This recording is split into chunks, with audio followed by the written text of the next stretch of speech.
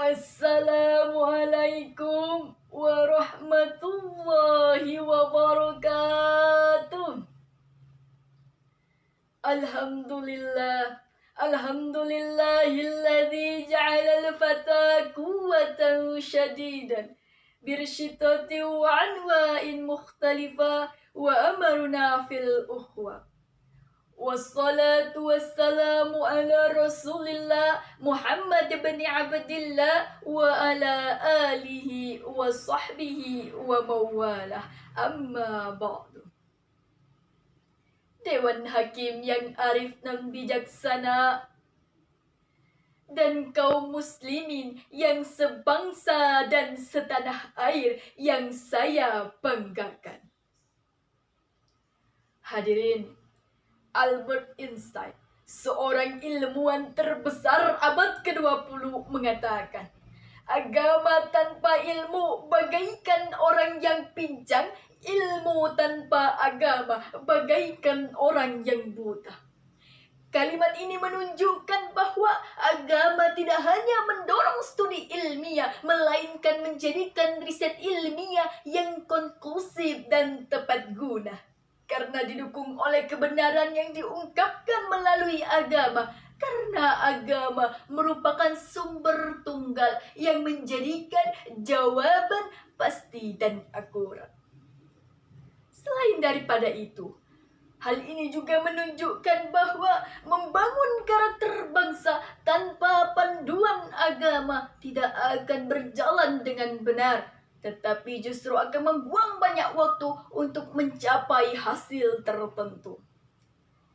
Ketika Nabi SAW sampai di Madinah, beliau membuat peradaban baru yang kemudian memunculkan pengertian bahwa Islam adalah sistem kepercayaan yang sistemik, tidak hanya berdimensi teologikal, ritual dan mistikal, tetapi juga berdimensi moral dan intelektual. Secara terminologi, Al-Quran adalah firman Allah yang diturunkan kepada Nabi Muhammad SAW melalui wasilah malaikat Jibril dan disiarkan kepada umat manusia. Salah satunya adalah huda linnas, sebagai petunjuk bagi umat manusia di muka bumi ini.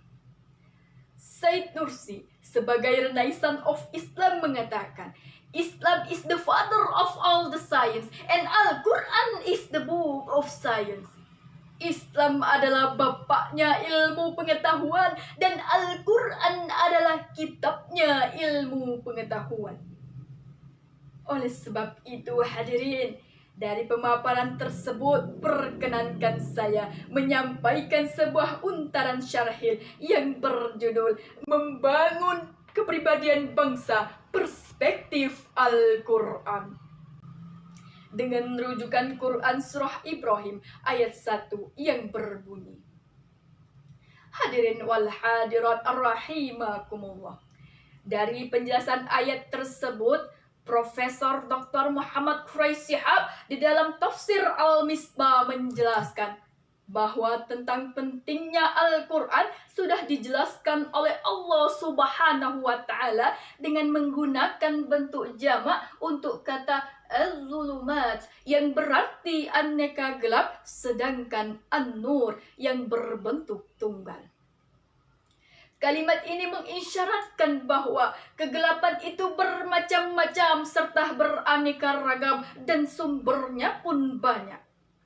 Berbeda dengan an-nur atau cahaya yang menerangi dan tidak memberi kegelapan.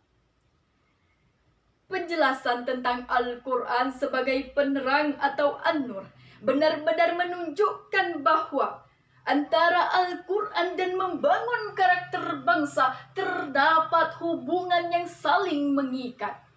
Malik bin Nabi di dalam kitabnya Intaja al-Mustashrikin wa Athruhu fi al-Firi al-Hadis menuliskan, ilmu pengetahuan adalah sekumpulan masalah, sekumpulan metode yang dipergunakan untuk mencapai masalah tersebut. Hadirin, Hal ini menunjukkan bahwa membangun karakter bangsa tanpa panduan agama tidak akan berjalan dengan benar.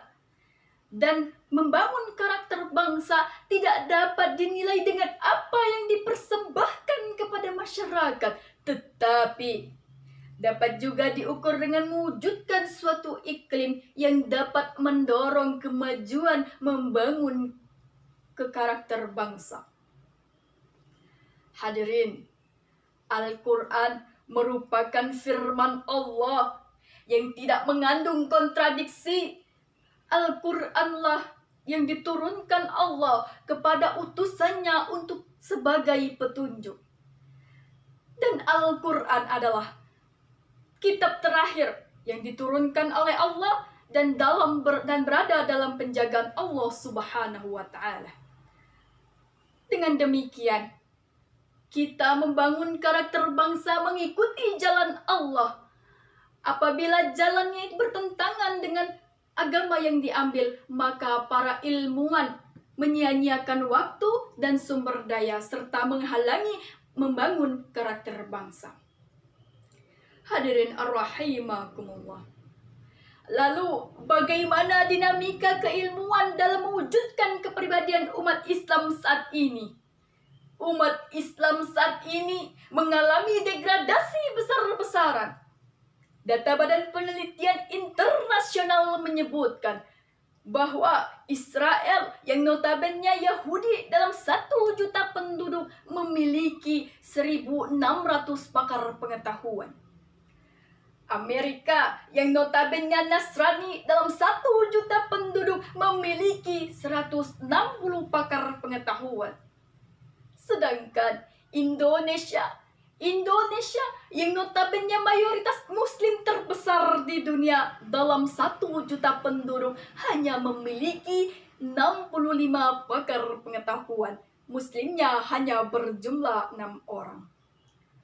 Oleh sebab itu hadirin, dalam bidang membangun karakter bangsa dan teknologi, kita jauh tertinggal oleh bangsa-bangsa lain. Kita jauh tertinggal oleh Amerika yang protestanis. Kita jauh tertinggal oleh Korea yang konfusionis. Bahkan kita jauh tertinggal oleh Jepang yang buddhistis. Padahal 14 abad yang lalu kita diperintahkan untuk membaca dan membangun karakter bangsa. Bacalah Al-Quran supaya hidup teratur. Bacalah alam supaya lahir karya-karya luhur. Dan bacalah diri kita agar hidup tidak takabur. Karena dalam Islam membaca itu adalah yang diperintahkan. Dan membaca dalam Islam harus dibarengi dan disertai dengan membaca Bismi Rabbikal ladzi khalaq, dengan menyebut nama Tuhanmu yang menciptakan. Sebagaimana firman Allah di dalam surah At-Taha ayat 113 yang berbunyi sebagai berikut. Hadirin wal hadirat ar-rahimakumullah. Di dalam kitab Jami Al-Bayan an Takwil Al-Quran, Imam Al-Tabari menjelaskan yang dimaksud ayat tersebut adalah apa yang diperintahkan kepada mereka merupakan perintah Allah, hukuman Allah dan ketetapan-ketetapan terhadap umat-umat sebelum mereka. Hadirin, untuk itu dapat kita simpulkan dari penjelasan tersebut bahwa benar-benar jelas Al-Quran merupakan landasan contoh kepribadian bangsa buat kita. Hal ini dapat dilihat dari temukannya kata-kata ilmu di dalam Al-Quran dari berbagai bentuk yang terulang sebanyak 854 kali. Karena apa? Karena supaya kita belajar membangun pribadi yang dimaksud. Pada akhirnya saya mengajak wahai saudara-saudaraku orang Semendo, ayo kita jadikan Al-Quran kandi pedoman hidup. Wahai saudara-saudaraku orang Indonesia, dari Sabang sampai Merauke, Ayo kita jadikan Al-Quran sebagai pedoman hidup kita. Mungkin sekian dari saya. Akhirul kalam. Wassalamualaikum warahmatullahi wabarakatuh.